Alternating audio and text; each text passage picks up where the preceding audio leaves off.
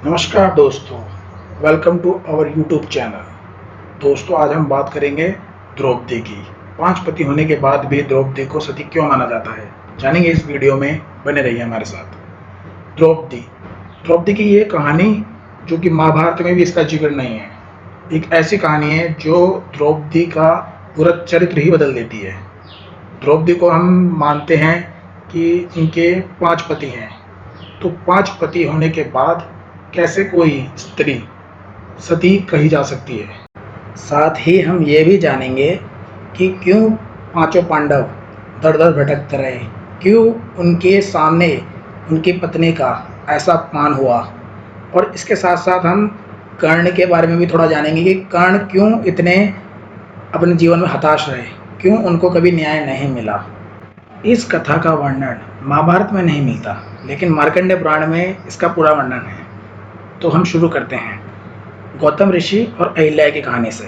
गौतम ऋषि और अहिल्या अहिल्या माता जो है बहुत ही सुंदर थी, लेकिन इंद्र का उन पर एक विशेष प्रभाव हो गया था। शची जो इंद्र की पत्नी है, उन्होंने उनको खूब समझाया, शची के प्रति ऐसा व्यवहार ना करो।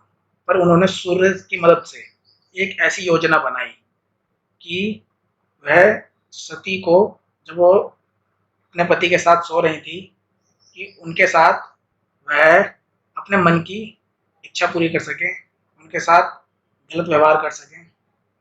तो वह क्या करते हैं, वह सूर्य भगवान की मदद से उनको एक आदेश देते हैं कि आप सुबह जल्दी उठ जाओ। तो यह देख के गौतम ऋषि की आँख खुलती है कि आज सुबह कैसे हो गई। तो वह अपनी तपस्या के लिए नदी किनारे जाते हैं। तो इंद्र क्या होता है, अब चुपके से आता है और वह देखता है कि उसकी मनोकामना पूरी होने वाली है। जैसे ही गौतम ऋषि तपस्या करने के लिए नदी किनारे जाते हैं, इंद्र आता है और अहिल्या को देख के मोहित हो जाता है और वह गौतम ऋषि का रूप धारण कर लेता है। गौतम ऋषि का रूप धारण करने के बाद वह अहिल्या के पास आता है और वह उनके साथ संबंध बनाने को कहता है। अहिल्या पहचान नहीं पाती ये इंद्र है और वह दोनों संबंध बना लेते हैं। यह देखकर जो गौतम ऋषि होते हैं उनको बहुत गुस्सा आता है और वह अहिल्या को श्राप दे देते हैं। वह अहिल्या को बहुत खरी खोटे सुनाते हैं कि तू अपने पति को नहीं पहचान पाई, और वह उसको एक पत्थर में बदल देते हैं। यह देखकर इंद्र भी घबरा जाते हैं। दुर्वासा ऋषि इंद्र को भी श्राप दे देते हैं और वह उनके तेज, बल, धर्म और उनके रूप को उनसे छीन लेते हैं। बाद में श्री राम जो हैं वह अहिल्या को अपना चरण स्पर्श करवाकर उनको तार देते हैं। अब कहानी महाभारत की ओर बढ़ती है।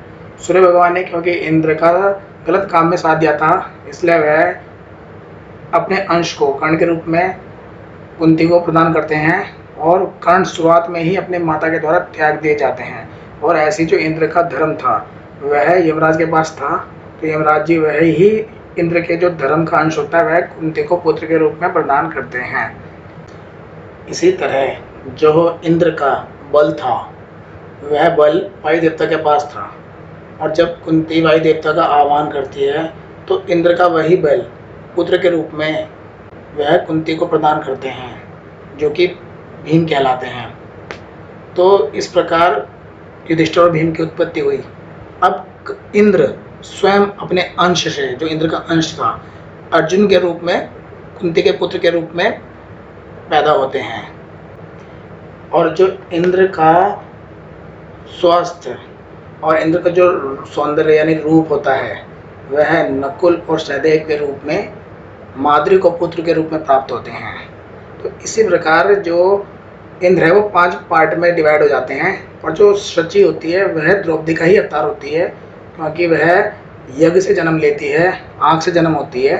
तो इस प्रकार वह सती है, क्योंकि वो 5 पति इंद्र ही थे। तो ये जो गौतम ऋषि के श्राप हुआ था, तो गौतम ऋषि के श्राप के कारण जो उनके अलग अलग जो इंद्र के अंश थे वह सब अलग अलग देवताओं ने अपने पास कुछ समय के लिए धारण कर लिए थे और सही समय आने पर वह उन शक्तियों को पांचों पांडवों के रूप में जन्म दिया। ये पांचों पांडव इंद्र के ही अवतार थे। एक ही पुरुष था और सची जो द्रौपदी के रूप में अवतरित हुई थी वह भी पूरी तरह से सती है, क्योंकि वे उनका एक ही पति था जो कि है स्वर्ग में है इंद्र, और जो महाभारत में 5 पार्ट में यानी 5 भागों में अपने उनको पति के रूप में प्राप्त हुए थे। तो ये कहानी थी सती के पंचकन्या में होने की और उनके सती होने के प्रमाण की। ठीक है दोस्तों, तो अगर आपको वीडियो पसंद आए तो वीडियो को लाइक करें और हमारे चैनल को सब्सक्राइब करें आगे इसी तरह की वीडियो देखने के लिए। धन्यवाद।